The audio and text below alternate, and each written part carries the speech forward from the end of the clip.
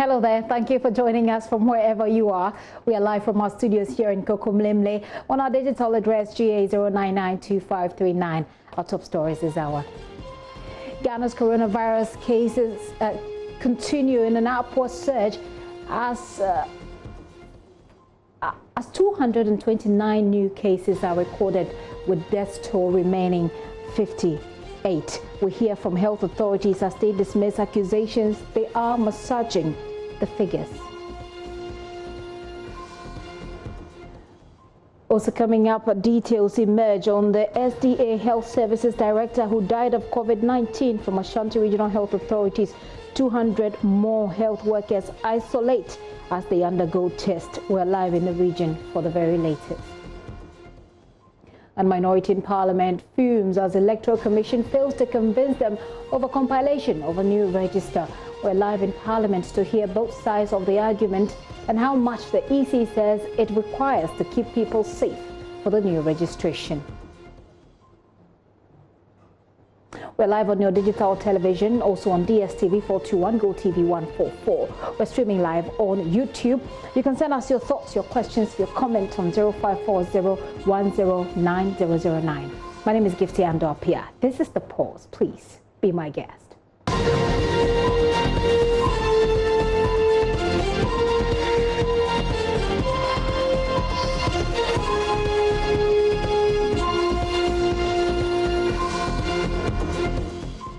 Welcome to the show. Now, the number of deaths resulting from coronavirus is now 58, as you may well be aware of, and that's according to new figures put out by the Ghana Health Service today. The number is an increase of 4 from last Sunday, and that was revealed by the Director General of the service, Dr. Patrick Abuaje, during a news conference here in Accra not so long ago. He also revealed that 229 new cases have been recorded, bringing the cumulative cases to 12,193. As at yesterday, the report having the total number of positives are 2,193 cases out of 255,971 persons tested at a positivity rate of 4.76%. These numbers are the numbers that are from the first day that we had a case up to today, and we continue to add any numbers that are tested. And our policy is routine testing, which is those who report conditions, and then we also have enhanced testing where we are testing our contacts and also identifying at-risk groups to test them. We have 4,326 recoveries so far, but we because there's new evidence about the behavior of the virus, and so we may be looking at all the evidence to look at our discharge, so that we'll be able to get more people of who really do need our attention no more. We have recorded so far declared 58 deaths. The last 4 deaths which was added are all in Accra, 3 males and a female. I'll give you details when I get to the next slide. So that leaves our active to about 7,813. Currently, there are 18 severe cases with 4 who are critical and ventilators.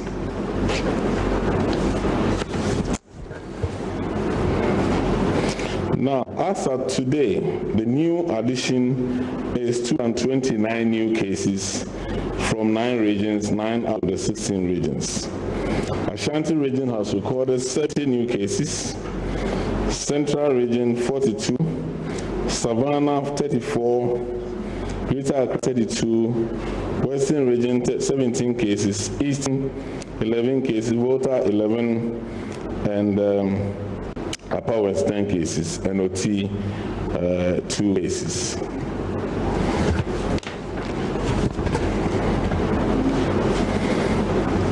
And these are, when it comes to Greater Accra, of the 32, we have a generalized spread. We are not having major hotspots, and so we have Waja, Ayawaso, These are the regular places where we have regular cases appearing. Eastern region has 11 new cases from Green North, New Jabin 1 and Fantiako 1. So that's quite, as you can see, the outbreaks, initial spurts in the Nkoko area, Ko West have been contained, and so there are no more reporting cases. Central region is reporting 42 new cases from Gomwa and other parts of the country, but they are more spread, minor 221 here, that is coming up. Western region had 70 new cases. We are from the same Takwan Swayem and Sekeni Takwa. These are the core hospitals. As we speak to now, the public health team, Dr. Sarkodie and his team, are trying to work with them in isolation and finding adequate isolation and being able to contain and move all those who are positive into a place to contain the spread. Upper West recorded 10 cases from Sisala West, and these are follow-up of contacts from a case that was identified. We have Water having 11 cases. Ashanti reported 70 cases, again from Oilcrom and Kumasi Metro. These are the core areas. So you can see that the generalized by the number of districts that are reporting cases in Ashanti in the last a week ago has significantly come down. Upper East, Northern, and Northeast did not report any case. So as you can see, the Upper East containment has also been done because that was in one small location for which we were able to quickly contain, isolate, and then we are not getting new spread again. We have the Western North reporting no case.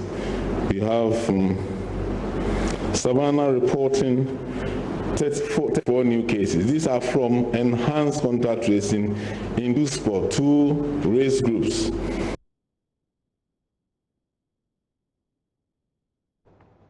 That's Dr. Patrick Abuaje there. Well, pressure group Occupy Ghana is casting doubt over the statistics of people who have died from COVID-19.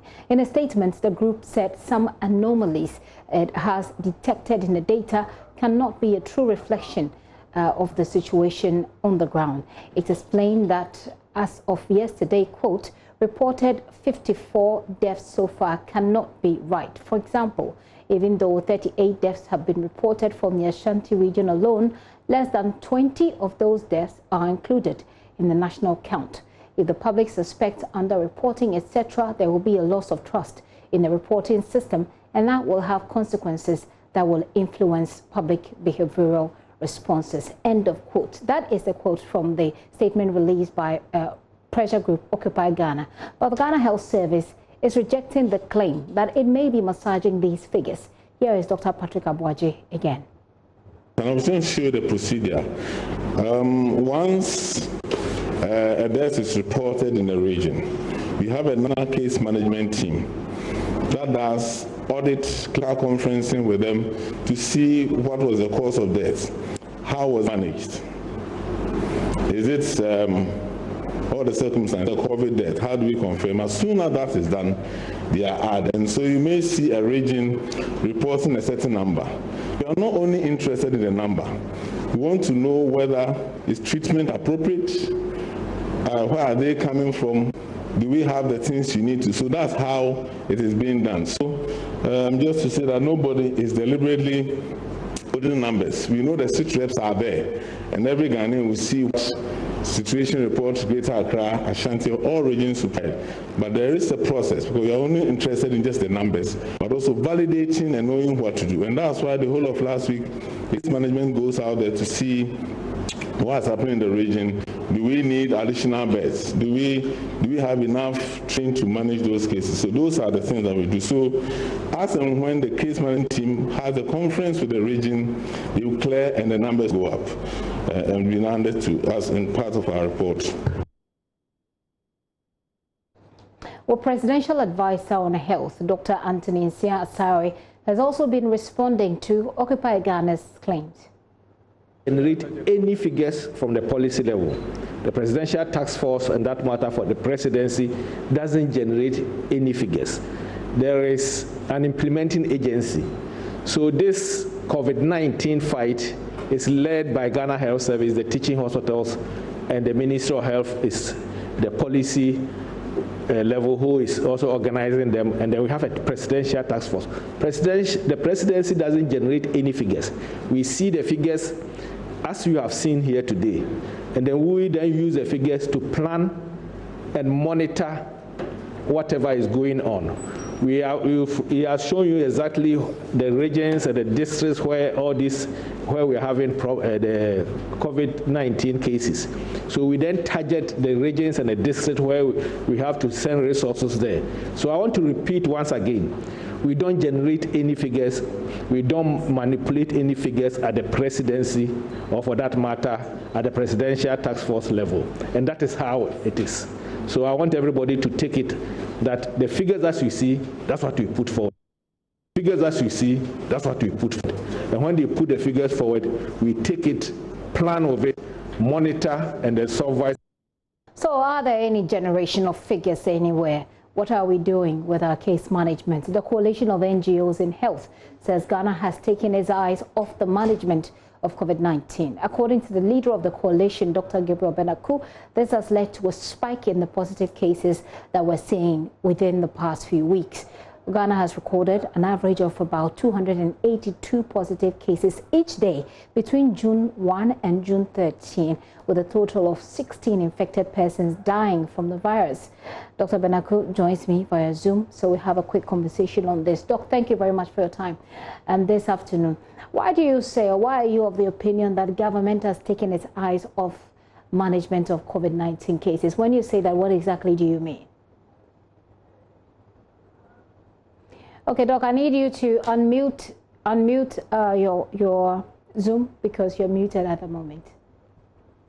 Okay, thank you. One critical sector that Ghana have not done well, if you like, the implementing agency, which is the Ghana Health Service, is the sociological aspect of the COVID-19 management. If you notice, since February, the Coalition of NGOs has always been very loud and clear about why we need to involve everybody in the fight. In March, we praised the president for the political commitment and then the financial pronouncement. In April, we warned the country that please put in place mechanism that will decentralize the funding mechanism for Ghana Health Service to be able to do their job well. And we also warned that please make sure that our traditional authority and religious body are properly mainstream. We also came out with another survey suggesting that the Metropolitan, Municipal, and District Assembly have a critical role. As at the time the president lifted the partial lockdown, we said that the government needed to double out the effort being put in place and decentralize the response, create national control program on coronavirus. So these are critical interventions that has been relaxed. No matter how the presidential advisor will explain, we are on the ground and we think that we need to give them this information so that they can plan with. For example, if you are talking about contact tracing, there are so many institutions that need to help this contact tracing. Talking about the traditional authority, talking about the religious body, talking about civil society that already have the expertise. We have done that for HIV, we have done that for malaria, TB, talking about leprosy. So why are civil society not properly mainstream into the community tracing and community education? The next point is that stigma, we warned us at 22nd April that the Ministry of Information needed to involve the mental health authority, and the mental health authority already have mental health and psychologists in the various districts, so that they can be capacitated to play a critical role in anti-stigma reduction messages. They later initiated, but it is not trickled down to the communities. And therefore, you are seeing, and I have seen a lot of documentary you have picked from the community where so many people have been stigmatized. Our parliament themselves have self-stigmatized themselves. Other government officials have stigmatized themselves.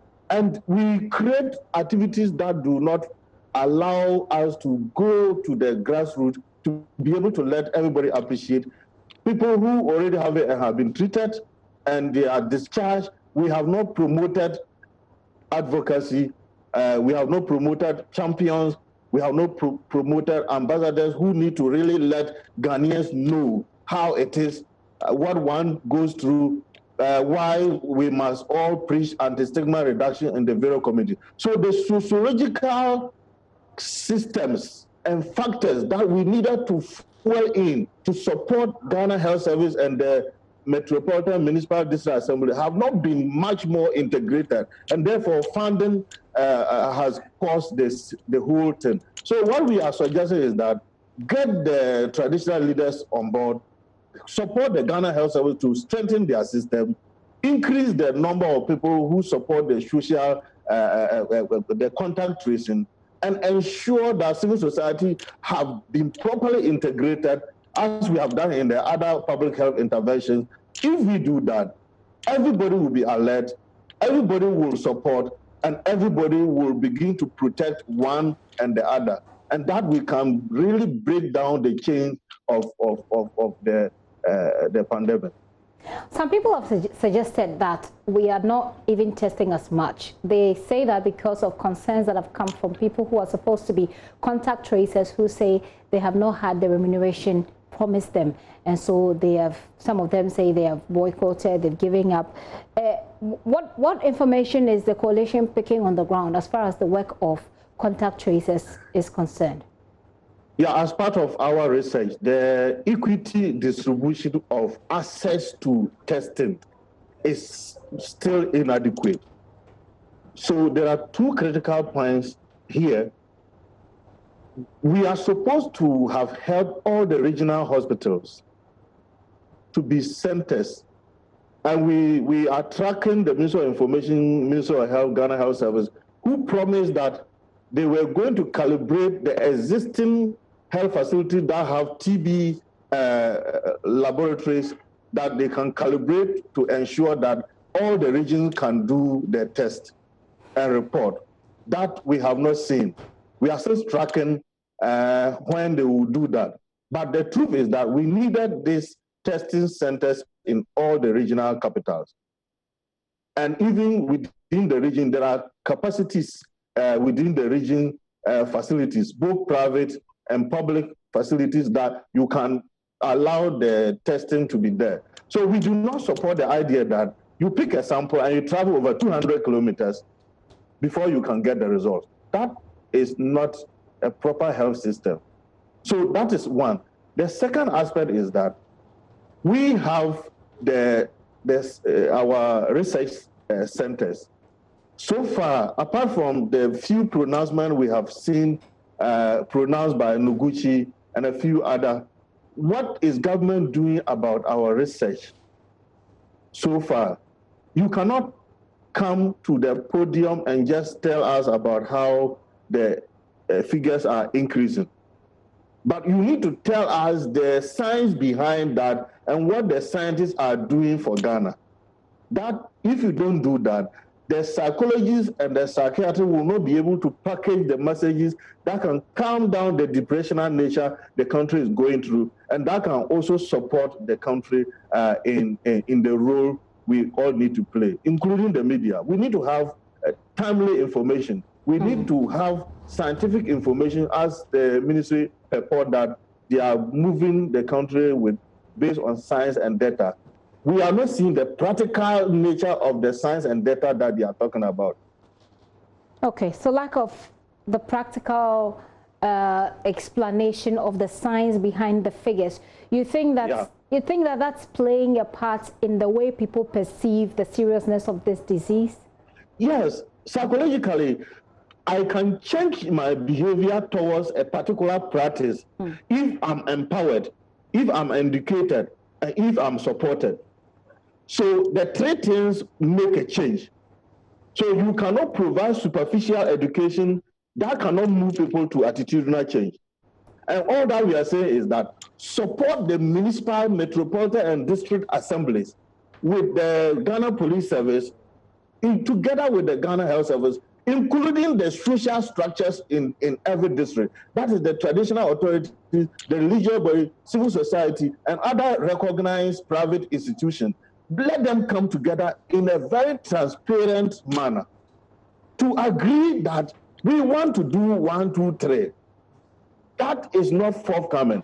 So, for example, if you pick a normal district assembly now, the attention and the intervention they rolled out a month ago is reducing. You can pick 2, 3 districts and do your survey. What it means is that we are not sustaining the effort we made 2 months ago. And so we are very reactive as a country. We only respond, and you know what it means. You declare Takoradi as a hotspot, but the necessary logistic you are supposed to give to Takoradi is not forthcoming. Then you will be there and it will move from Takoradi to another location. Let me give you a typical example. We had a recorded case in Wa at the Upper West region. We warned that in addition to the Upper East and the Eastern region, government should do something about it. It has been relaxed for several months. Now you are recording very high cases in Upper West, for example. So what it means is that after we identified the case, we have responded and we have relaxed, and then the virus has gained root in the Upper West. So what kind of science are we interpreting, and what practical support are we providing based on the science and data? Okay. So you are not activating the social structures that need to support the science of the technical team. And so we continue to let government know that all is not well with us. We must not relax. They must be able to encourage, motivate, and that motivation is reducing. Okay. So they should change up. They should engage all, activate. Let's try to improve on collaboration and engagement, because we are all in it.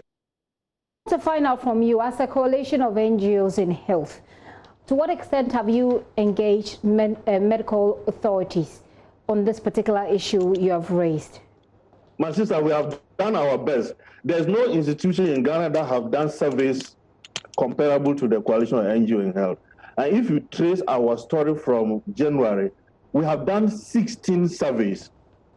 We are happy that government have used most of the surveys, but we think that we are relaxing as a country. Let me give you a typical example. We were the first to come out with a survey to inform the Ministry of Information that please use the local languages in the fight against the COVID. After 3 days, they repackage, silence the English, and begin to project the local. Find out now from the local language whether it's being used again. That attention has been reduced, but we needed to intensify by now. And in fact, not one jingle. You are not supposed to use one jingle because you are supposed to be informed by the science and the data. So as we are getting more cases, we cannot use the same jingle to play. We have to use a different strategy in communicating using the local dialect. So you have the Gare, we have the Bani, we have the Bunsa, we have the Gan, we have the Twi. Even Twi, we have 2 different types of Twi or Tre. So we need to be changing the messages as the science is directing us. But we have played jingle for 3 months now without changing the content. That cannot change behaviors. The other aspect is that we were the first to do a survey, and we wrote a letter to the president, open letter to the president, and we said that if you lift partial lockdown, what it simply means is that you need to intensify the effort being made.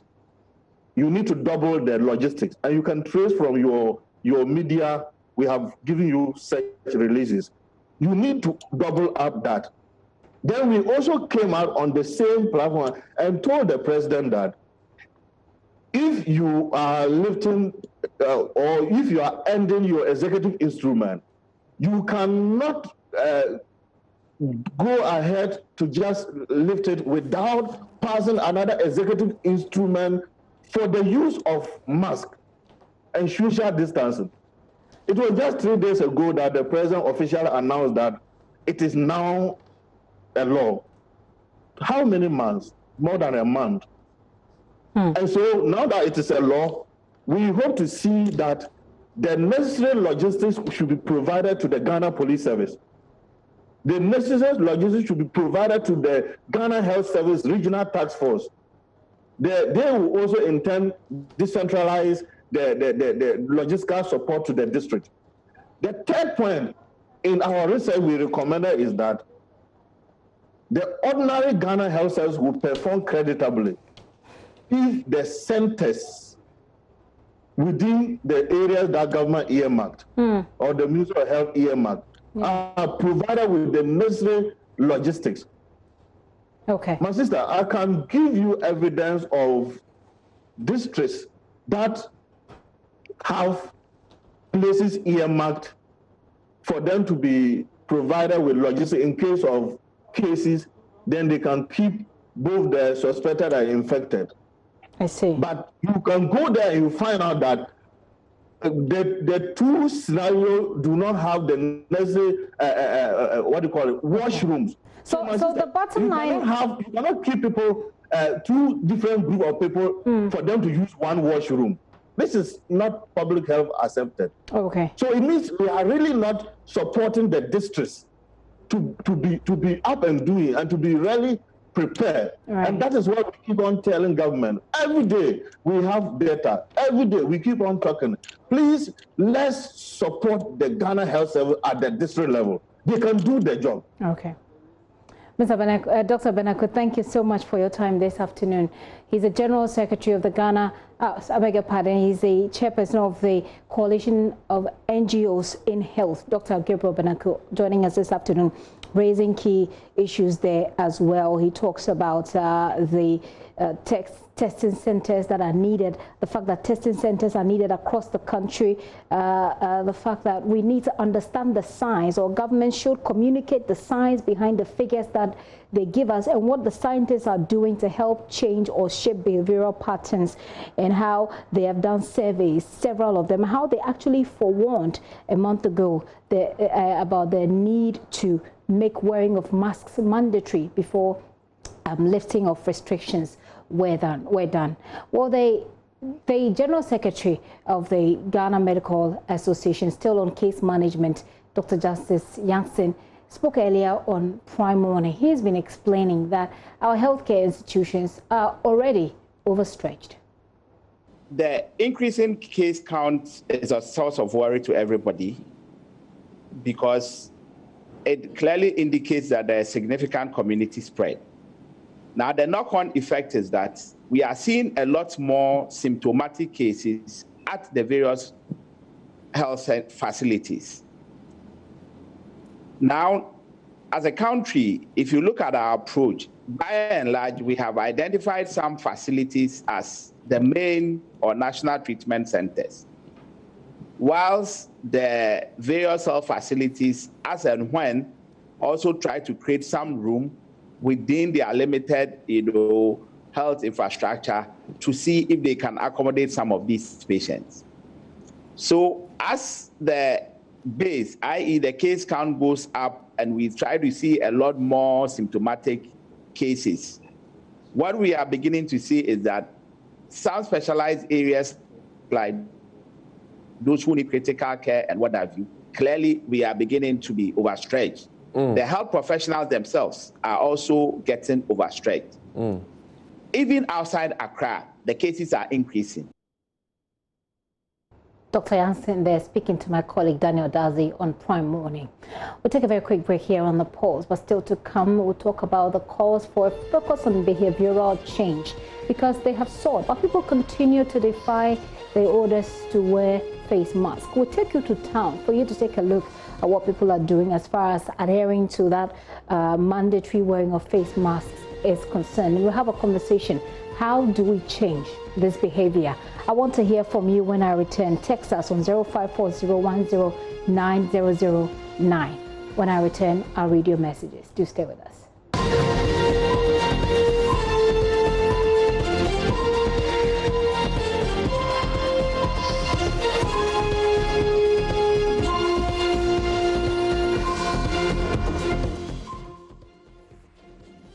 Welcome back to the show. Now, the cause for a focus on behavioral change has soared because several people continue to defy the wearing of face masks despite consistent messages on its importance for people to stay away or to stay safe from contracting coronavirus. President Akufo-Addo has had to move from persuasion to force. On Sunday, he directed that wearing of masks should be mandatory, a directive which is to be followed by an executive instrument making it an offense not to wear the mask. Well, it has been about 48 hours since that announcement, and the message should be fresh in our minds. But a drive through the Central Business District alone is all it takes to prove that people are not budging. PSC Nanayo Safo has been out and about. Here is what he found.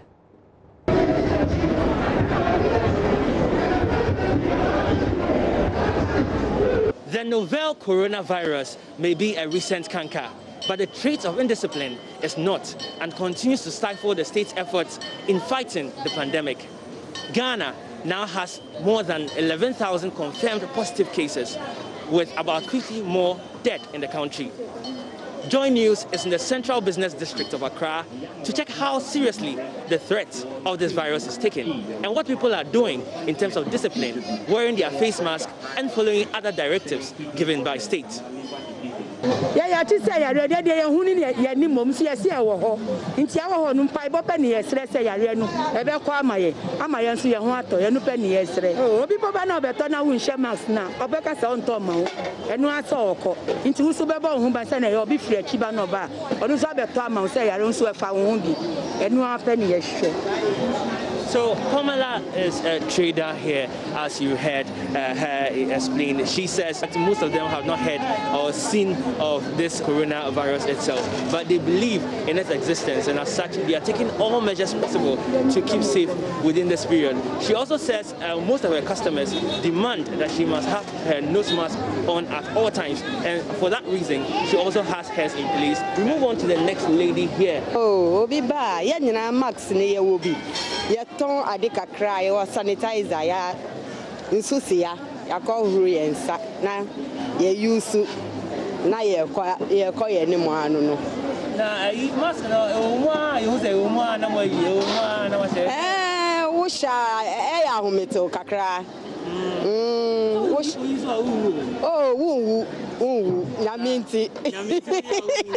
Okay, so that is Regina. Regina says she has been into sales of cassava here for quite some time. She says once in a while she brings down her nose mask just for comfort and ease. And I asked her whether she wasn't afraid of the risk associated with this. She said by God's grace everything was going to be fine and that she was not going to die in any way. Oh, I'm bad there. I'm man. I'm fire so to say and say into our bio, make all and say, make all oh, 12 city, oh, 10 city, oh, mommy back home. Now I talk. Social distance. Can't go move, so men, means to men. I can't those masks so handsome. I say, yeah, but you who say, oh, share, there is a one time shana. Oh, Mimi Shapa, Mimi didn't, Debbie, I'm a share, and I miss you. It's because a face mask now, won't say, yeah, I can't say. Me say, yeah. Send those masks, and you know. Debbie, me send, and I mean to me, home, and to my chamber, Manu, I see it, Nami, whom ye. Oh, there be mean drink coming, many son of me cramming. She says she does not get so close to customers anymore and that she maintains the highest social distancing, in that they usually stand here and she stands there far apart. She doesn't put her face mask over her nose because she said it's very uncomfortable. I don't know your mask. Oh, Miss Shapana, me party me near Manu. Enemy. Mr. Papa. What's that? Hey, and I actually. But your nose mask, no, eh? Me, I'm going to show you, but I'm say. Enemy bottom.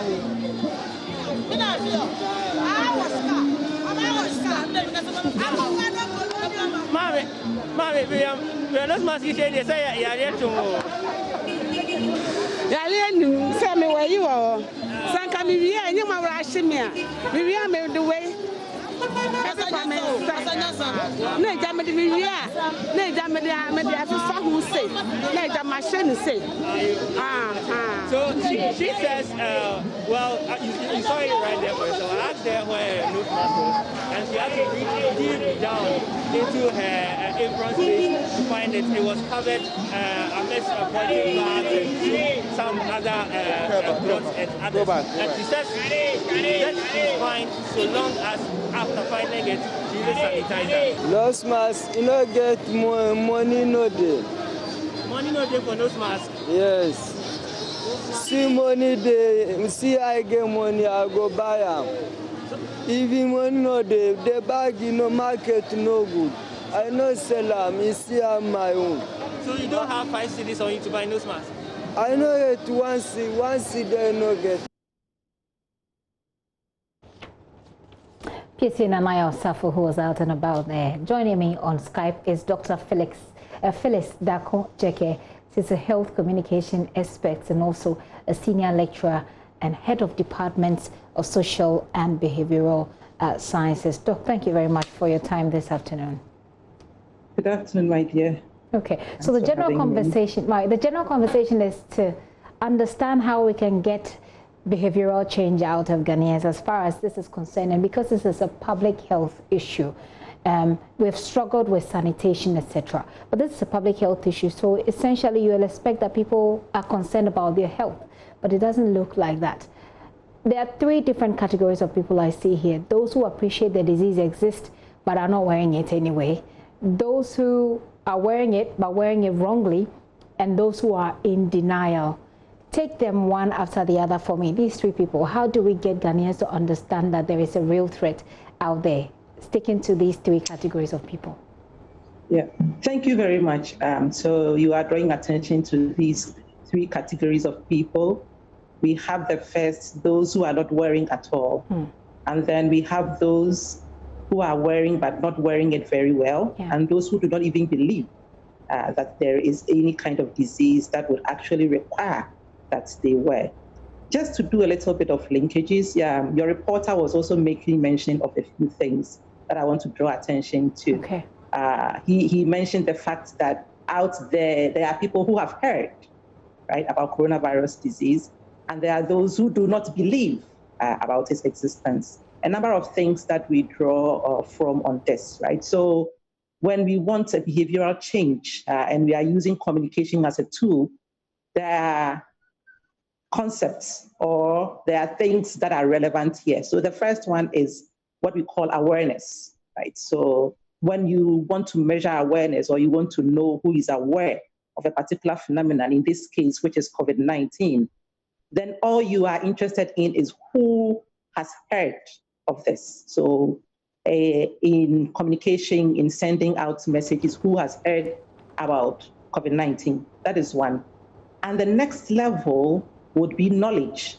So knowledge would be those who have heard, but actually have specific understanding of how the disease works, and also specific understanding of all the precautionary measures that are supposed to be taken to prevent contracting the disease, and also all the means of transmission. So it is not just awareness, but once you move to knowledge, you build other things into awareness. That is having the relevant knowledge that will lead you to do what is expected of you. The third arm, so we have awareness, then we have knowledge. The third arm is actually the practice. That is what we want. So people have heard about the disease. They have specific knowledge or relevant knowledge about the disease in terms of transmission, prevention, and all that. But the third one is the practice. Are they actually practicing what it's expected of them? Usually in health communication, what you realize is that there is a pyramid that we can build out of these 3 dimensions. So awareness, usually you have a lot of people who are aware of the disease, they've heard of it. And when you come to knowledge, there is a gap.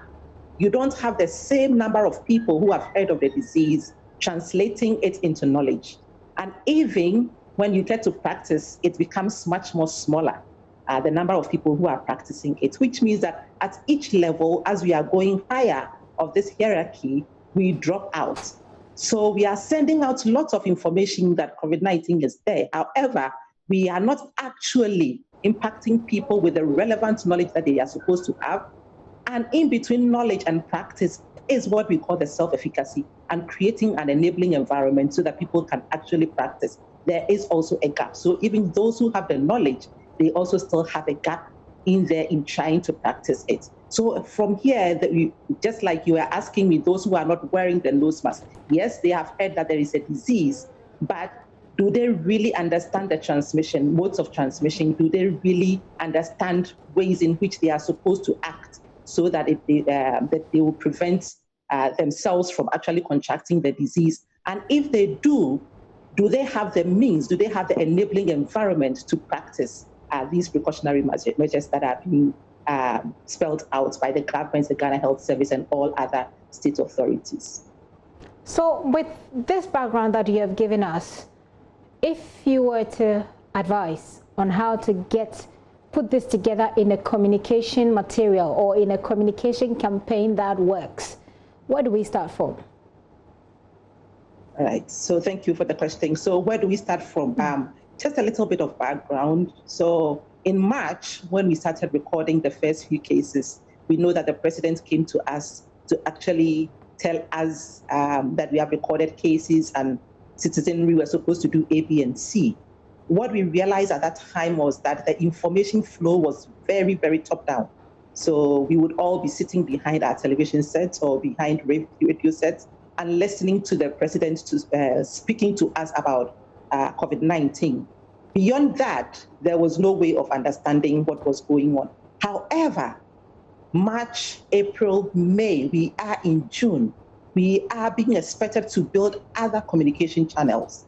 And these communication channels are supposed to be channels that are relevant at the community level. So we are no longer expected to be using the top-down messages anymore. However, we are supposed to go into the communities and do a number of things. The first one is to identify relevant communication channels that people trust within their communities. So when you use those channels, it could be anything. Now, we are not supposed to come together. However, we know that there are communities that do, for instance, the gongo beating and send messages through that. Can we use that? That is one, identifying the relevant communication channels. The other one is using trusted people within the communities. So there are opinion leaders within the communities. There are NGOs who are already working within the communities who are very much trusted by these communities, that when they tell you that your life is threatened by COVID-19, the possibility of you contracting the disease, people will sit up and listen to them. And you know that once these opinion leaders start talking to us, because they have an eye on us, they are very much close to us, people feel enabled and also feel compelled to adapt some of these things. So there are two things that we can do now: identify relevant channels at the community levels and also use opinion leaders or trusted people at this level. And at the heart of all of this is community engagement. We need to engage the communities rather than just sending out messages and just hope that it will drop somewhere and somebody will pick the information and act on it. We are supposed to consciously work with communities, engage them, understand what the challenges are. Why are you not wearing the mask? What are the challenges? What is your perspective? And then we work with them for an outcome that will lead to a reduction in the cases that we keep recording. I hope that we get there. And I indicated in my intro today that President Akufo-Addo seems to have moved from persuasion. And I remember the early days when he addressed the country. He'd say he's urging people to do it looks like he's moved from persuasion to force. So he talks about an executive instrument that will back mandatory wearing of masks. This is a public health situation. People have to take care of themselves, and to protect themselves from other people as well. Will force work in such instances? Thank you very much. So there are a number of theories or models or frameworks that can be used if you want to persuade people for them to engage in a particular attitude or practice that you are interested in. So engaging them is one thing, that is one of the things that I mentioned, which means that you understand that they also have a position in this, and you want to reason with them more. That is one angle. And the other angle is applying force. There are several countries, and it's not just Ghana, there are several countries out there that for specific kind of behaviors, they would apply force, which has worked very well. You go to Rwanda and other places, when they talk about sanitation, it's about force, because if you don't comply, the police is out there to catch you, right? So force is one, and also we can sometimes also use fear appeal, right? So you appeal to people's senses by letting them know the threats that are associated, or the risks and exposures that are associated with coronavirus disease. When you want to persuade them, there are different angles that you want to use. My only caution is that you want to use an angle that it will be easy for you to enforce and push for. I ask myself that if we are going for force, which means that if I don't have the nose mask on, a police is so going to arrest me. Is the police safe? And am I safe in the process? Would it be better for us to continue to let people understand where they are and what they are supposed to do? And I also tell myself that I think we are beating ourselves too hard, right? I ask myself, when did we start talking about coronavirus disease? We started talking about coronavirus disease in March, and we are in June, and we are expecting every individual in Ghana to have changed their behavior. That is not realistic. Absolutely not realistic. We ask, or we are watching television, we are listening to the news, and have access to different kinds of information wherever we are. But the intersection between communication and public health is not being emphasized a lot.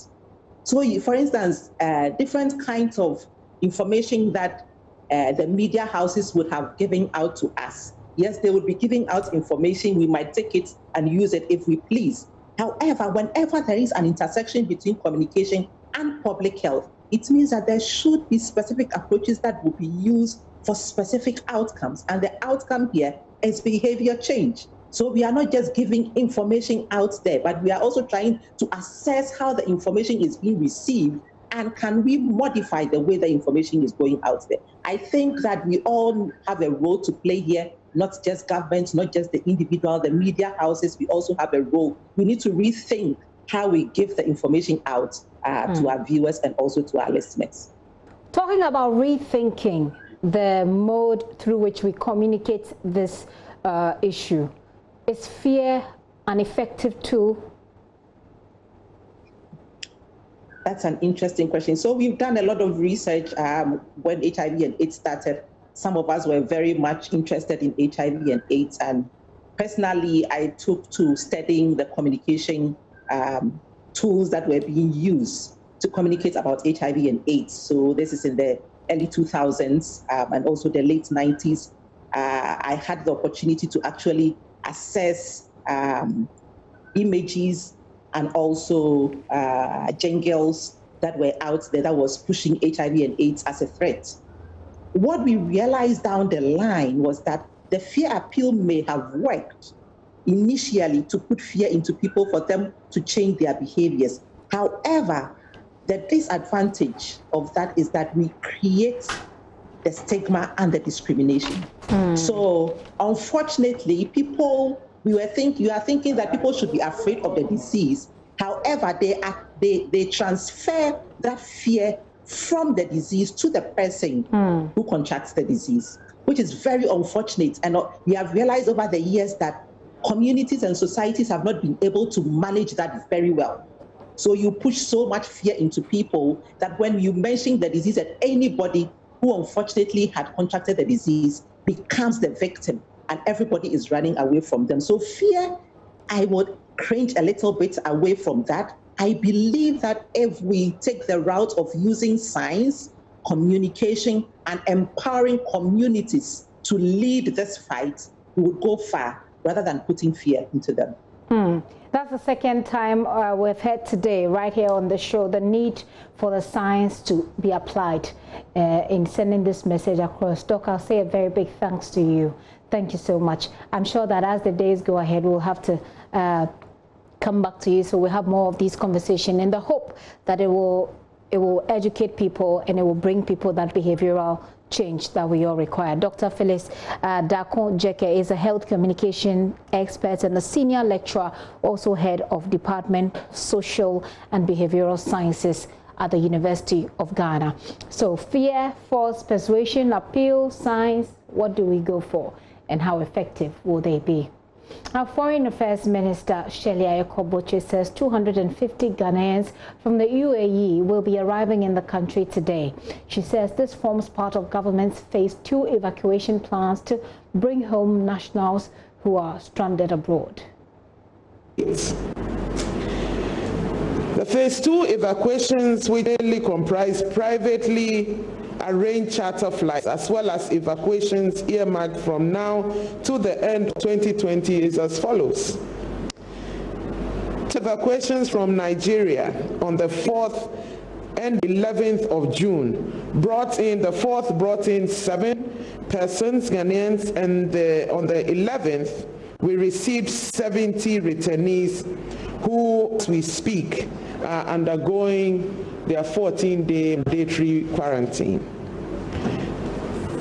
Then we had an evacuation on the 6th of June from Washington, D.C. of 41 students who were on exchange program in the United States. The evacuation was financed by the State Department of the United States of America, and they are also under quarantine.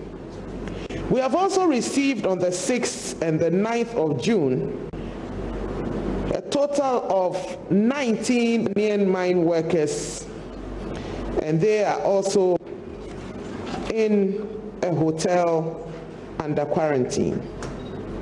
14 Ghanaian mine workers were also evacuated from Burkina Faso on the 6th of June. They are also in quarantine. On the 8th, 24 Ghanaian deportees and 1 student were received from China and are undergoing quarantine as well. Then we have 45 workers from Israel who were also received on the 12th of June, also under quarantine.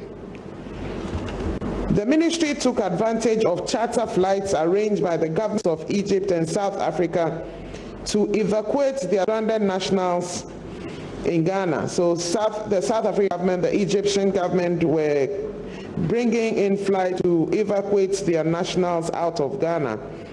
And we were able to, for South Africa, we brought in 3 Ghanaians, and for Egypt brought in 3 Ghanaians. For South Africa, we brought back 5 Ghanaians. They are also going through the process.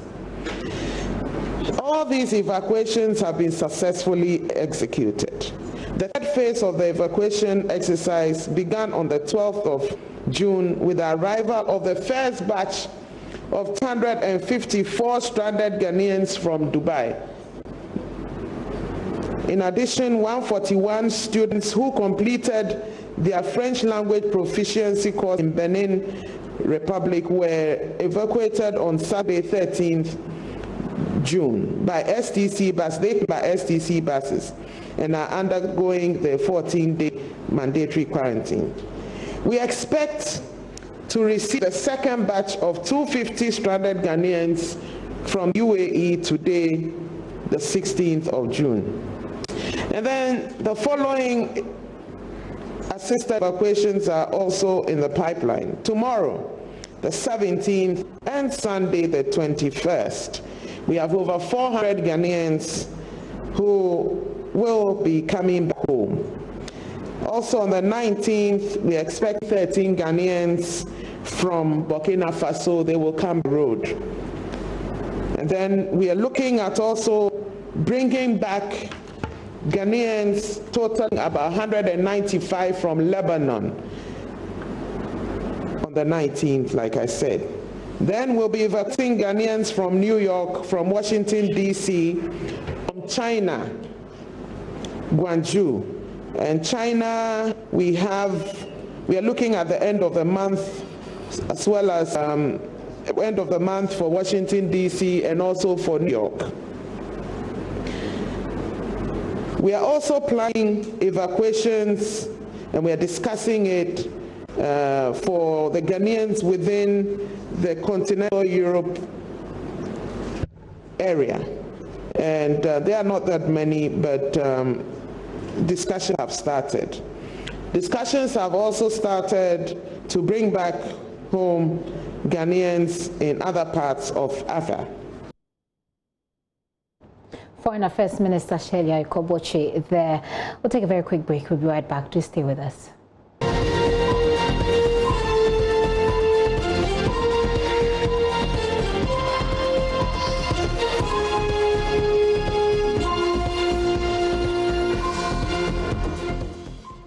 Welcome back to the show. Many thanks for staying with us. Some of your messages sent through so far. This one says, I am shocked to see people in the market or other places without masks. I think the security agencies should start enforcing this law. But I will also wish to see government provide masks for these security agencies to start distributing them to the general public who are found walking without the masks for at least 2 weeks, and educate the people on the need to wear them before they can start arresting recalcitrant people. The point that Dr. Dakojeke makes about enforcing or going for directives that you can actually enforce based on the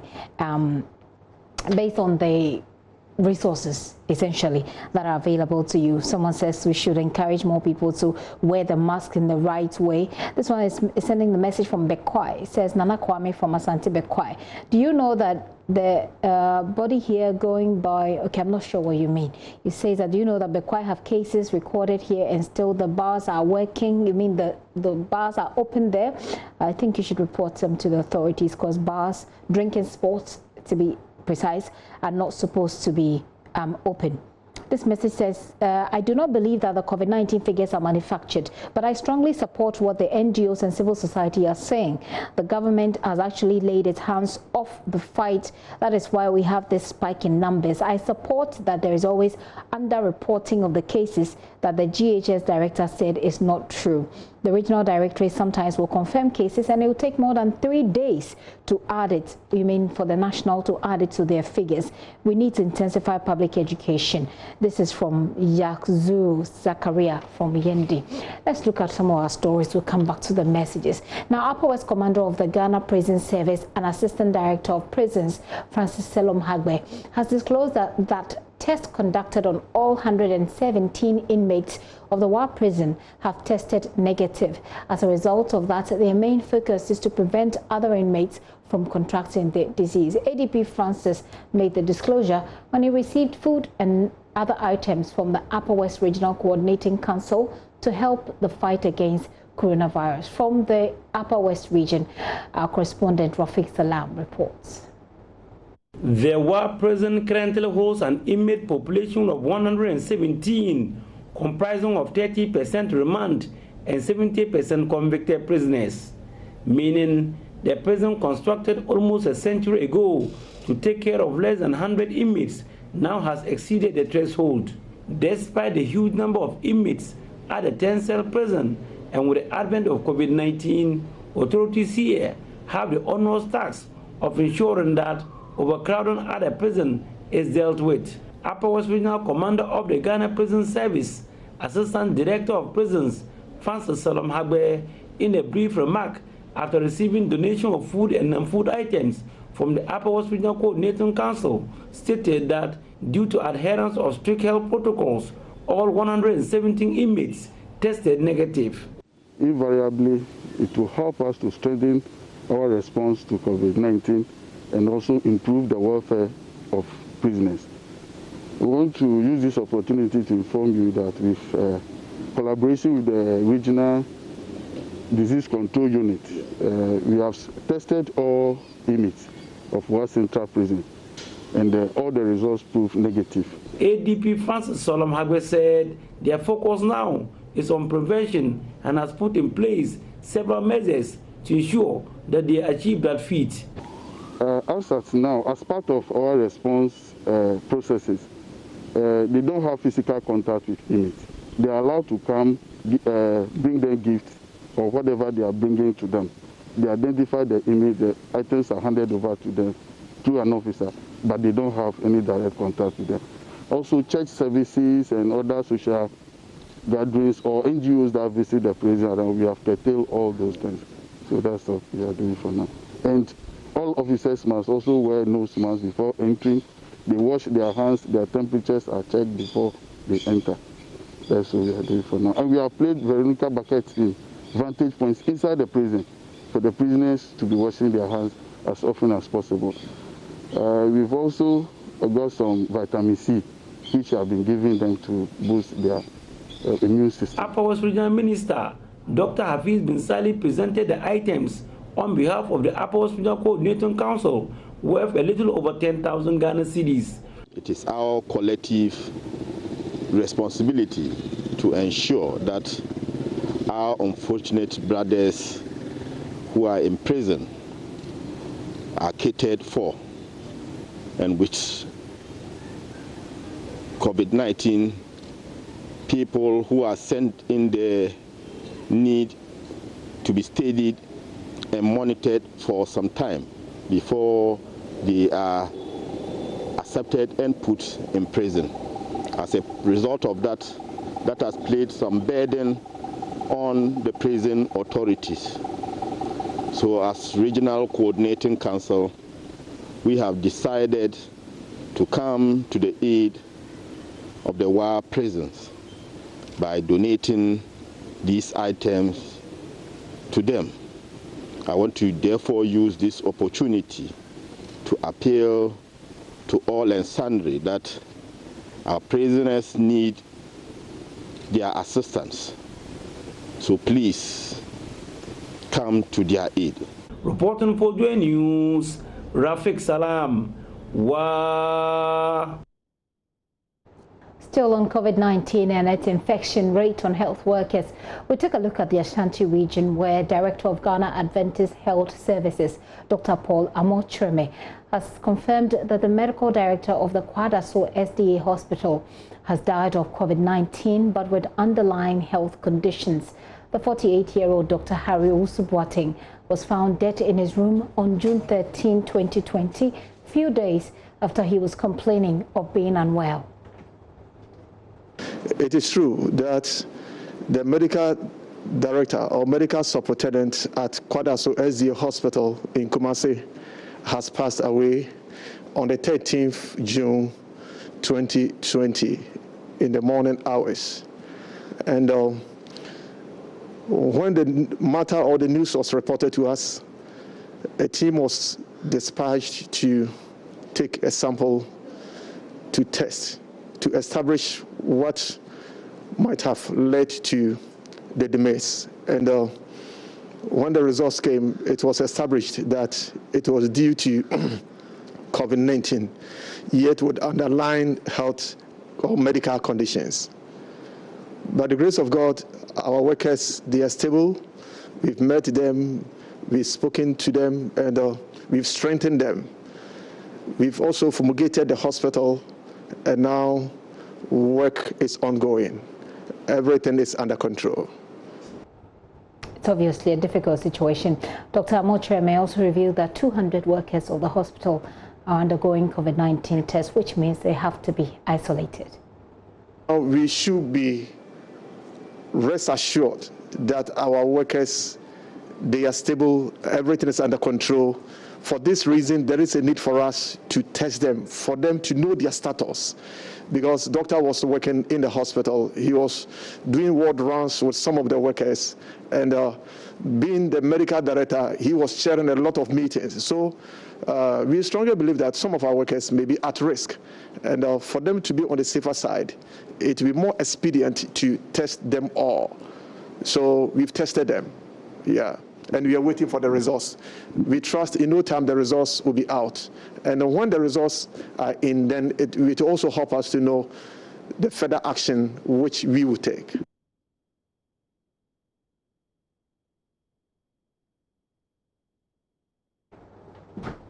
Ohim Interior is joining us live from the area with more of what we ought to know. 200 workers, health workers having to be isolated. Certainly, we are looking at impact on healthcare delivery there. But some of your messages before we go to Ohim Interior. This message is from Richard T. He's sending it from Tamale. It's rather a long one. I'll try and read some. It says, as a matter of fact, as much as we commend the government for what they have done so far in this fight, I must emphatically state that our best is not really the best. We're still painting a picture that everything is under control. Meanwhile, we're just at the verge of being overwhelmed by this pandemic. I don't understand, he says, why we keep emphasizing that our death rate is low and recovery rate is high, and for that matter, we're doing better. Besides God being our side, we should know that the low death and high recovery rates may be hinged on the fact that our health facilities and caregivers are not overwhelmed yet. But we're almost getting there, you say. We'll talk to Ohim Interior and find out what the sense of whether or not the people feel this sense of overwhelming state of this pandemic. He says we just have to take a cue from what is happening in countries like Italy, Spain, the US, and take pragmatic measures on that. Let's go to Ohim Interior right now, who is joining us from the Ashanti region. Ohim. Right. Give us an update on these 200 workers who have to undergo the COVID-19 test. What do we know? What more do we know about them? Yes, Gifty, the 200 workers are from Kwadaso SDA Hospital in Kumasi.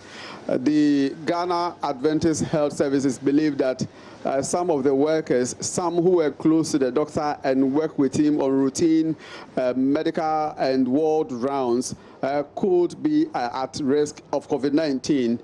So that is why they are collaborating with the Regional Health Directorate and the Kwadaso Municipal Health Directorate to test the over 200 workers who works at the Kwadaso SDA Hospital in Kumasi, Gifty. And so they may have come into contact with this doctor who has died. As they are waiting for their results, I mean, this is 200 people. These are 200 people. Does it mean that there will be fewer people working at the hospital, or will it be closed altogether? That is what I sought to understand from the hospital management, but the indication I get is that these over 200 health workers who are believed to have come into contact with a doctor, they are not at post as we speak. At the time that I went to the hospital to speak to the hospital authorities and then the Ghana Adventist Health authorities, I realized though their samples were being taken, the hospital was still running with some hospital staff still at post giving and attending to the health needs of the general public. So yes, I would say the Kwadaso SDA hospital has not been closed down. Okay. It is still working, and according to management, even the number of patients who used to patronize the facility before the medical director died of COVID-19 has not gone down. They are rather seeing an increase in the number of patients who patronize the Kwadaso SDA hospital services. I mean, let's talk about this medical director. What more do we know about him? We understand from what you've said so far that he complained of ill health the previous day, and the next thing he was found dead in his room. Really disturbing. Tell us more. What do we know about him and the situation that led to his death? Well, what we do know about Dr. Harry Owusu Boateng is that he joined the Kwadaso SDA hospital in 2013, about 7 years ago, working as a physician, and in the process rose to the rank of the medical director. Since then, he has not left his post as a physician at the facility. He continued to serve the hospital in various capacities, especially attending to people in consulting rooms. So even at the time that he complained of ill health, the last time he reported for work was on Thursday, and he complained of ill health. And according to the hospital authorities, he was asked to go home and take a rest. So he went home on Thursday, but did not return to work on Friday. only to hear that he has passed on the Saturday morning. So when management heard the news, then they arranged for test with the support of the Kwadaso Health Directorate and the Regional Health Directorate for further tests to be done on him. And that is when it was confirmed that indeed he died of COVID-19, but with underlying health conditions that may have aggravated his condition, Gifty. This is a very sad situation. Indeed, it saddens my heart to hear this story. But do we know from where he got this? He got the disease? For now, it's too early, according to hospital sources, to be talking about where he got the condition. But when I spoke to the clinical coordinator, Dr. Randolph Ba-Edu, he did indicate that this is not the first time the hospital is recording COVID-19 case at the facility as far as health workers are concerned. But Dr. Harry Owusu-Boateng becomes the first casualty health worker to have died at the facility from COVID-19. And he says because management is so concerned with the life of health workers there, they have been conducting tests for staff every 2 weeks. So in every 2 weeks, they have COVID-19 tests for all medical staff at the facility. So for now, it's a big surprise to hear that Dr. Harry Owusu-Boateng, the medical superintendent, has died of COVID-19. As we speak now, they've not been able to establish where he contracted the condition from, whether at a facility or probably outside the hospital. It is still unknown, Gifty. I'm sure that they will be conducting more tests so that we can understand what happened. Bahimi, do we know anything about his family? Does he have children? What more do we know? That information has not been put out, but what I learned is that the late Dr. Harry Owusu-Boateng, his parents are also working in the same medical field. His mother, I learned, is somebody who works as a maternal health officer, and then the father is also a medical officer. But a lot of information on him is a bit sketchy, but this is the information that we do know about him. And then we also we are told that at the time of his death, he was living with his security man at his residence. I mean, thank you. May his soul rest in peace. As it is now, information is still trickling in, and so we'll take it slow and we'll take it one at a time as and when it comes. So, I mean, thank you very much for that update.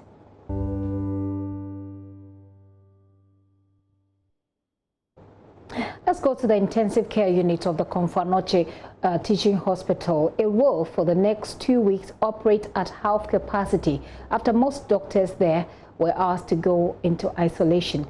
A memo cited by Love News says staff at the facility were exposed to a patient who turned out positive for COVID-19. We'll bring you more on our story later. Meantime, though, COVID-19 is depriving many families in the Ashanti region of the customary and cultural obligation to their departed relatives as funerals remain on hold due to the pandemic. Commercial funeral organizers and contractors, including criers, are also feeling the pinch.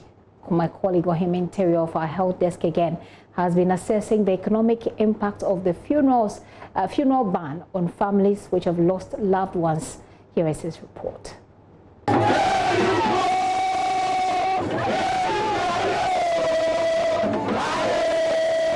For Asantis, funerals are meant to honor the transition of the soul of deceased persons to the ancestral world.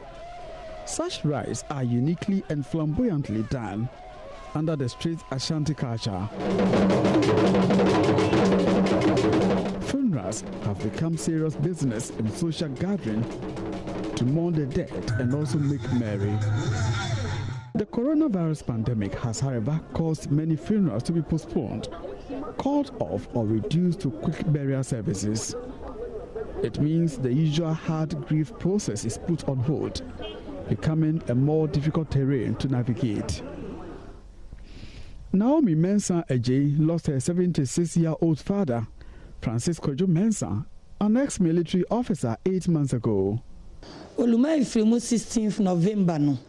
Inti nurse ye yento to yesi ebe yi ni 28 March. Ya ye bi preparation ye bi bia wi akopento oluma ifio nyina ni akra na chi. Amasi ye ni bi bia e basa. The family, before Ghana recorded the first confirmed case of COVID-19, had set March 28, 2020 for the funeral. Introduction of presidential restrictions in pandemic response action forced an indefinite postponement of the funeral, which means additional cost. Mami we so 20 years more na ese be remu. Nti esenka yebeka omumbe nu abom. Na ese amane ma asa kwa ebasa nti ye ma ye ready aho pa. Naomi and her relatives are not alone in such dilemma, as hundreds of families face similar situations. Commercial funeral criers and contractors are also at the receiving end. Yeah, Rade. Meet one of them, a Raja from Poma. Bereaved families hire her services as a sit-in widow or presenter of Adichrede or range of funeral gifts. I'm a Juma, me, yase, a Juma. Upu biamane swamam. Oboha untiminsu. Emyase bia bibia ya no na nanso wani nsuo eti metimisum na wo waso na wo achi ayi opese oyi na ye na wo hyehyɛ neema sɛde Bible kan sɛ so bi wu na se yensie ne ya opon bakra so wo faso ekyɛn no. Together with 7 other people she employs, her opportunities have grounded. She can only hope to see COVID-19 over one day. Senyame boawa na wotwe bi wo ho a timinya bi a opepepe dunai ena da enye kura na wotwe bi wo ho a obenya opepepe nai sese de ni nyina hwere. Confanochi Auto Health and Ambulance Service is a well-organized group operating on the precincts of Ghana's second largest referral facility.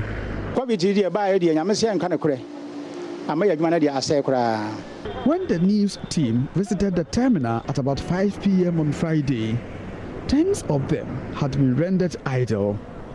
Virtually, no bodies are cleared from the morgue for burial. Nana Owusu Jemfi is the acting chairman of the Driver Association.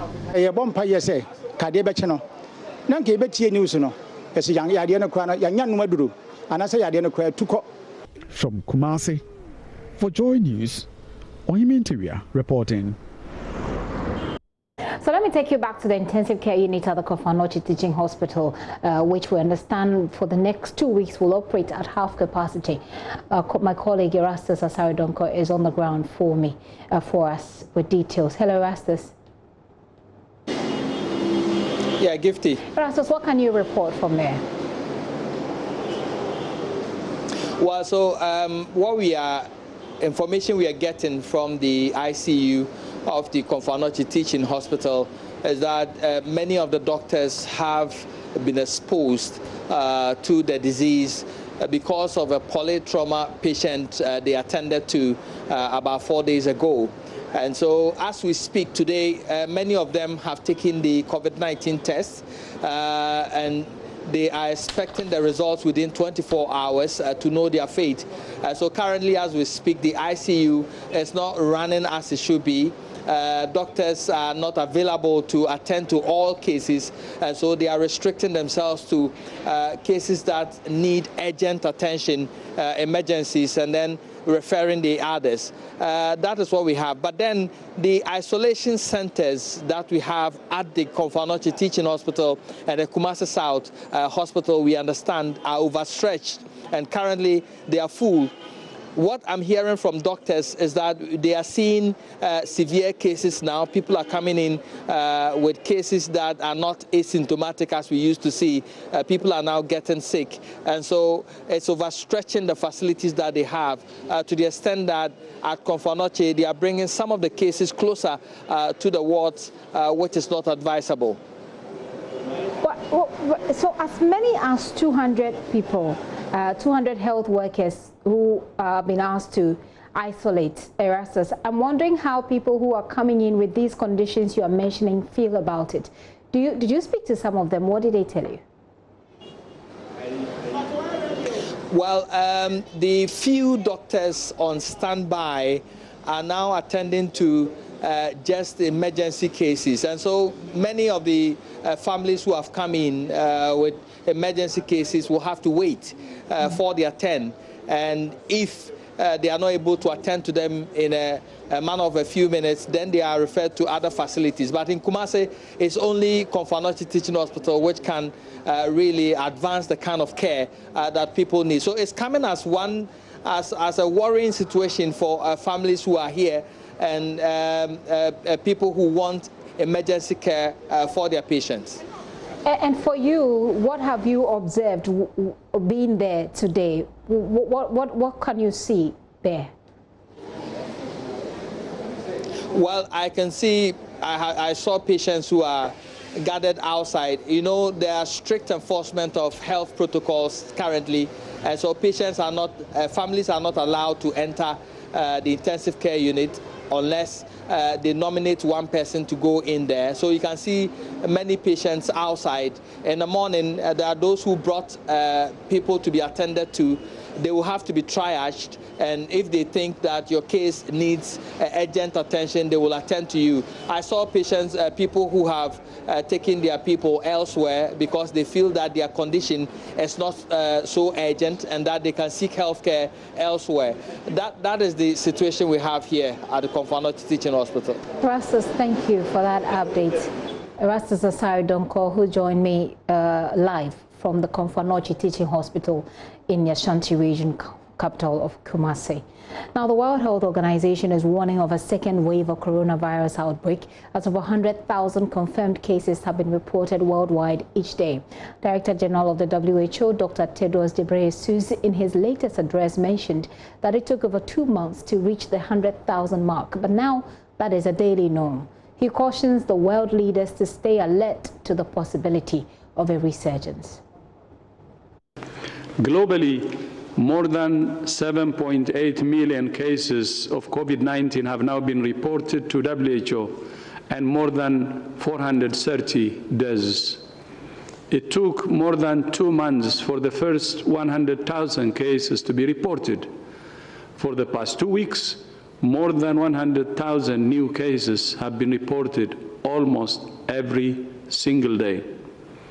Almost 75% of recent cases come from 10 countries, mostly in the Americas and South Asia. However, we also see increasing numbers of cases in Africa, Eastern Europe, Central Asia, and the Middle East. Even in countries that have demonstrated the ability to suppress transmission, countries must stay alert to the possibility of resurgence. Last week, China reported a new cluster of cases in Beijing after more than 50 days without a case in that city. More than 100 cases have now been confirmed. The origin and extent of the outbreak are being investigated. Despite the ongoing global response to the COVID-19 pandemic, we cannot lose sight of other significant public health issues, including influenza. Influenza affects every country every year and takes its own deadly toll. As we enter the Southern Hemisphere influenza season and begin planning for the Northern Hemisphere season, we must ensure that influenza remains a top priority. Co-circulation of COVID-19 and influenza can worsen the impact on healthcare systems that are already overwhelmed. Dr. Ghebreyesus there. Let's go to Parliament, Ghana's Parliament, where the minority leader has maintained that the Electoral Commission does not have any legal justification for the compilation of a new register. In spite of the Commission's insistence, it will go ahead with the creation of that new register. Haruna Idrisu, who is the minority leader, argues that the EC intends to phase out 6,300 out of the 33,000 polling centres, a situation he believes will disenfranchise electorates. The EC APC appeared before the Special Budget Committee to brief them on their preparedness towards the compilation of the electoral roll. Listen to Mr. Idrisu, who says his side of the House is not satisfied with the answers provided by the Electoral Commission's chairperson. One, having listened to her, I feel profoundly troubled in my heart for the future of Ghana's democracy. And I feel disappointed that in her answers to questions at the committee level, she made two significant worrying statements that the people of Ghana must know. To paraphrase her words, they intend to phase out the registration exercise in some 6,300 registration centers out of the 33,000 registration centers across the country. That troubles my heart because Article 42 will not be observed in essence through making available to Ghanaian people a legitimate and guaranteed right they are entitled to under Article 42. Phase out registration exercise. Not absolute, not countrywide, not in every registration center, and not in the 333,000 gazetted polling stations. So it means that the number they are given today contradicts what has been officially gazetted. So take note of that. The second matter, which is even more worrying, she does not seem to understand the essence of data synchronization and data harmonization. In her answers to a simple question, she stated, I'm paraphrasing again, they do not intend to use the data of the National Identification Authority. So what will they do with National ID card? Any person walks there, no opportunity for verification, no opportunity for authentication. She emphasized that they would use it only for purpose of identity, that you are a citizen of Ghana. So she does not understand what it means to share data, to synchronize and to harmonize the data. If any of you have a Ghana card, the chip in it, if you build it into a dedicated and a well-built software and hardware, your bio data must necessarily show up, and you should be able to verify and authenticate it at that polling station. I do not see a cooperation and I do not see a collaboration, even though that have been made an essential primary reference document. But her assurance is that they would accept it only for purpose of identity, that you are a Ghanaian. Not, naturally, we had made the request that she should appear before our committee. Better late than never.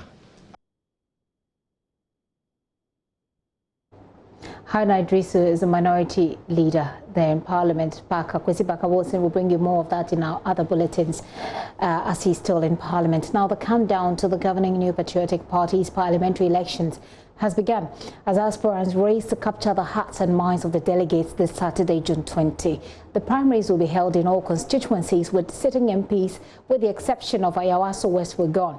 Party officials say the polls will be held on electoral area basis per the Electoral Commission's designation. We're 3 days away from the elections and campaigning is heating up. Well, one of the hotly contested areas is Dominikwabenya constituency, where the Deputy Majority Leader, Sarah Adwoa-Safo, and Michael Quay Jr. are going head-to-head. Sarah Adwoa-Safo has been speaking about her chances on the Super Morning Show. Remember earlier we had here Michael Quay Jr. with his own ideas of what he wants to do in that constituency. Listen to the current MP now? It's not been bad. I mean, Ghana first, our nation first. So Parliament is service to our people. And this is more or less like an internal family matter. Your opponent, Mike Okwe Jr., what do you make of him? I think he's an ambassador. And he's in the constituency. This is the second time he's contesting me. Yeah. That's it? That's it. Okay. Yeah. How do you assess his abilities, you know, and I'm sure he's spoken quite publicly about what he plans for the constituency. What do you make of all of that? I think when you're going for a contest, you spend very little time focusing on your opponent. I think you put in more energy and more work into what you have to do. And our target is the people who are going to vote for us, which is the delegates. Yeah. What do they make of you? What do they expect of you?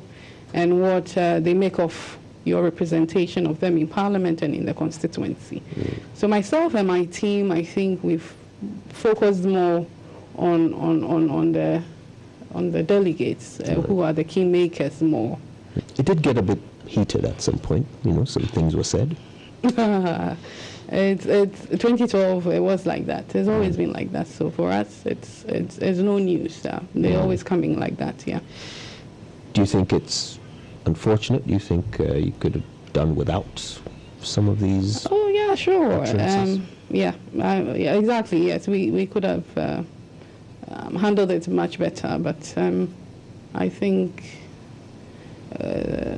there's a brighter future ahead, and so let's look ahead. I would have wished that we have they would have handled it a different way, but it was rather unfortunate. But we're moving on, and I have been the mother of the constituency as well, and being a woman, I am the one to show love. I'm the one to show that there ought to be peace. Yeah. And that's exactly what I've been doing. Anytime I meet my team and my supporters, what I tell them is that it's not about fight, it's not about insults, it's not about aggression or anything. It's about telling the people what I have done, what I hope to do again, and what holds for us as MPP in the 2020 elections that's ahead of us. And that's the bigger picture that we all ought to look at.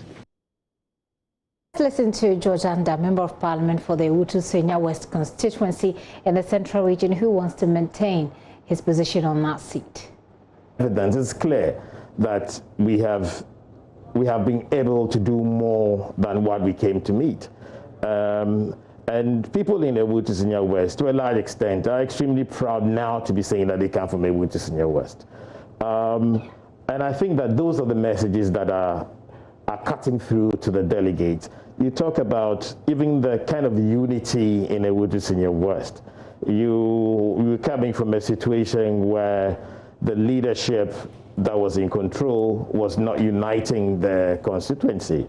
Now you cut across from the reverend ministers of the religious organizations, the traditional authorities, to transporters, to traders. Everybody is coming together. Everybody is looking at putting Ewutu Senya first, and I think that is one of the big things that we've been able to do.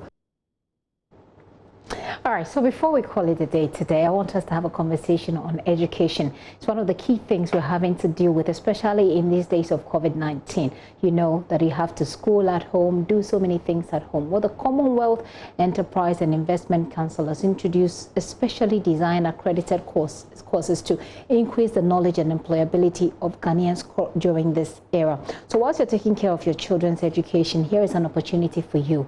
John Apia is head of mission for the Commonwealth Enterprise and Investment Council. He's joining me via Zoom to give us a bit more details about CHIME. Hi, John. John, it's good to have you once again. Break it down for us. Let's try and get people to understand how important this program is for them.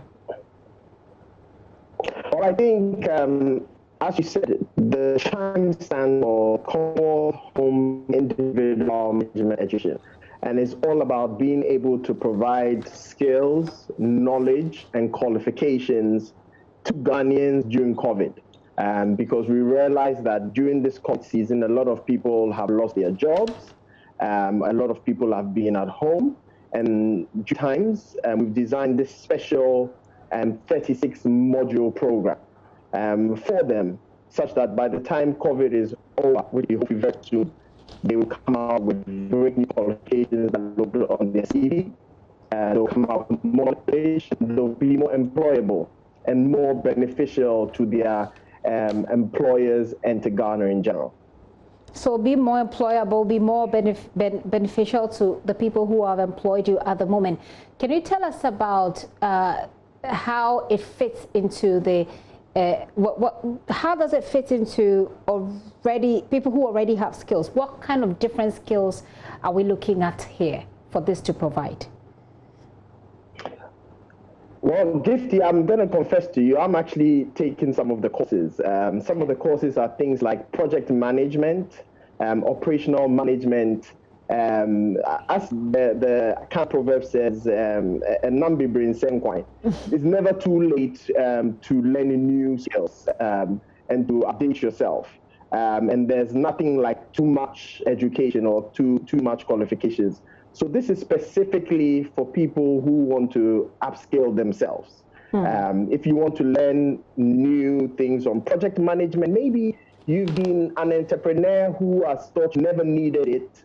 This will actually help you to see all the things you have been doing that you didn't understand why you did it that way, but to actually try and improve your process of doing it. And I think it's absolutely excellent. You don't need any qualifications to be a part of this. You can do it on your mobile phone. You can do it at home. You can get onto the program online at work. It's open to everyone, and it's specifically during this COVID time. And we're very excited about it because we think that the population's economic growth is really based on the skills of its populace. And that is why we've designed this program. So I'm interested in this program. What are the next steps? What do I do? The last time we had a quick conversation with you on this, I had someone calling to find out how they can go through the process. So please help us. So the process is quite simple. As you know, Joy, you're one of our partners, as well as the SDG Advisory Unit of the Office of the President, as well as the National Commission for Civic Education, National Youth Authority. Those are all our partners on it. It's easy to do. I go to the website. The website is chimeghana.org. That is www.chime, Ghana, GHANA.org. ORG. Once you go on to chimeghana.org, it's very straightforward in how you register. You just press registration, send your name and information, and we'll get back to you on the next steps to take. It's 185 CDs, which is a complete bargain for 36 modules. Usually one module is worth about $200, but we've been able to subsidize it as much as possible. Because we're using a third party for the online aspect of it, we've been able to subsidize it for as much as possible. And I hope you'll be part of the call. I hope you'll be my classmate, and we can graduate together. Now that'll actually be great. You know, I can't wait for that experience. Definitely. So I go through the details again. Is www.chimeghana.org. That's www.chimeghana.org. That's www.chimeghana.org. And it's 185 CDs for 36 modules, something that's actually should be costing much more than that. Much more than that. Do you have on hand the WhatsApp line as well? Because I had people ask for that. Sure. Okay, the WhatsApp and the phone number is 059 460 4444. Fantastic. Yeah. So 059 460 4444. And it's absolutely exciting. As I said, we're very happy to have you as our partners on board. And that is what's made it possible. And I'm hoping there's courses like operational management, project management, customer service, communication techniques. And I'll encourage a lot of people to go on and sign up. And because as soon as it's filled up, we're done. So sign up. But Gifty, there will always be a space for you. So. Oh, by all means, I'll take it by force if there isn't. But of course, we believe in education, and I'm not saying it just because we're partners. I'm saying it because we believe in education, and this is the best time to add value to yourself. When things are a bit slow, this is just the right time to take advantage of the moment, you know, to encourage yourself with it. So thank you so much, Mr. Pia. It's good to hear from you once again. So why don't you give yourself a chance. 185 cities, that's just lunch. You want to, put that on this education. You want to put that on this education drive. Get yourself the skills that will make you not just employable, but most importantly, beneficial to your employers. Chimeghana.org is where you want to be, and 059-460-4444 is the number you want to WhatsApp and find more information on this about. John, thank you. Talking about learning, the Joy Learning channel on Monday chose 2 students as ambassadors. The 2 were chosen from over 600 students from across the country and some West African countries through an essay competition. They wrote on the topic, quote, how can Ghana make e-learning accessible to all? 10 finalists were selected, and today the final 2 were crowned through a virtual ceremony. Hannah Odami joined them for the event and now reports.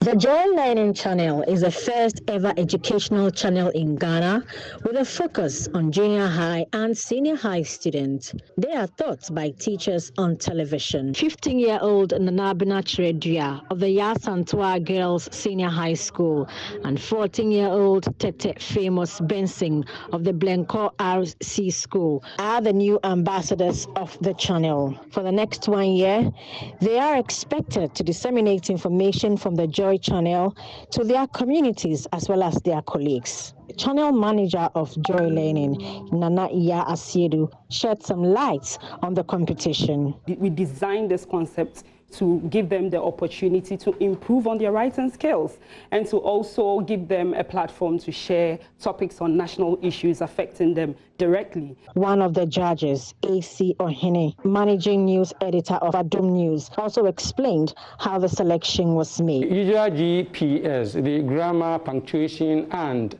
the spelling. That is the mechanical accuracy. Where the punctuation should be, where the comma should be, wrong spelling, all those things. If you did anything wrong, we took just half of a mark. There was a surprise element for the 10 finalists. They had the opportunity to ask a musician Manifest questions. All right. Please, when you were coming up in your career, did you face challenges with people commenting about you, giving ill information about you? How did you cope with that? Oh, one of my secret talents that people don't know is that I have such a great capability of ignoring people. Aside being ambassadors, Nanabna Chiredua and Tete Famous Benson also received education materials from the Joy Learning channel. For Joy News, I am Hannah Odami. Hannah Odame with that. And before I give you our final story, some of you have still been sending your messages on face mask. This is coming from Auntie Charlotte and Auntie Sarah. They live at Osu Akweje. They're avid viewers of the Pulse. I must say that's why I'm pausing to do this particular message. And they have concerns. They say the mask thing is a serious thing. They're urging authorities to come by Osu to check, especially the market there. We understand people are defying the rules like it's nobody's business. Well, authorities, you want to take a look at Osu Akweje, what's happening there. To wrap up the show, many thanks for staying with us through it all. Let's do this again tomorrow. There's more news at myjoyonline.com.